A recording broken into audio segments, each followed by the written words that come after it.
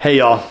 So this week I want to talk a little bit about what it's like to get hijacked emotionally and become aware of that, and then flip the script so that you don't lose a bunch of time to emotions you're not super psyched about, like anger or self-pity or resentment.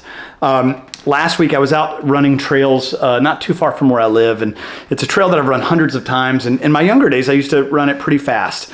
I'm almost 50 now, and my times are getting a little bit slower, and my body doesn't feel the way that it used to, and so it's okay that I'm running it slower. I don't have a whole lot of problems with that. But as I was coming off the trailhead, I looked at my watch and noticed that my pace was a good bit slower than it had been lately, and certainly a lot slower than it was when I was in my 30s. And that's when my ego kicked in. Now, I started to wonder, when my watch updates with Strava, which is like this running app, I was like, man, people are going to see what my time was. They're going to see that I was running really slow. And this is the irrational part of the ego, because first of all, nobody's going to notice my time. Nobody even cares what my time is. And certainly no one's going to look at my time from the other day and compare it to some past time to tell me that I'm running a lot slower than I used to.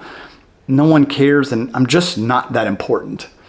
And the second irrational part of my ego is that my ego blinds me from, is that it was a beautiful day and I was in a gorgeous park, and it was like 11 o'clock in the morning when, most people are sitting in a cubicle. They have, no control of their time, and I get to do kind of whatever I want, whenever I want.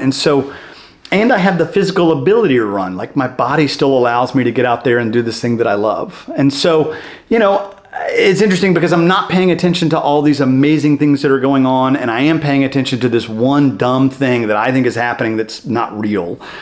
So, of course, I start kind of laughing at myself a little bit, and as I start to take in everything around me that's beautiful, I become grateful and I become content, and I'm able to switch immediately. Now, years ago, I wouldn't have had that, right? Years ago, I could have been hijacked, and I could have been worried about what other people think about me for several hours. This only lasted for maybe a minute or two.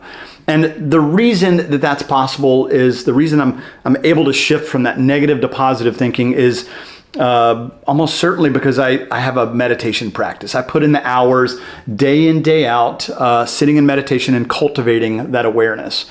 The thing that has to happen before I can change anything is that I have to become aware of it, right? And meditation allows me to do that. So before I started meditating, I was mostly just unaware of these thoughts, right? I would just kind of, run haphazard. I might be emotionally hijacked by self-pity and anger and resentment and fear of what other people were thinking of me for a long period of time. Nowadays, I catch it almost in real time. So my unsolicited advice to you is to find a way to cultivate more mindfulness in your life. It doesn't have to be meditation. It can be lots of different things, but that allows you to have some choices. It allows you to become aware when those emotions show up. And once you become aware of it, you can look at it. You can probably laugh at yourself a little bit. And then you have a choice to do something else, like participate in some gratitude. So I'm curious if this resonates with you. I'm curious what you've done in the past to switch from being stuck in that negative mindset and flipping it over to a positive one. Drop it in the comments below. I'll talk to you later.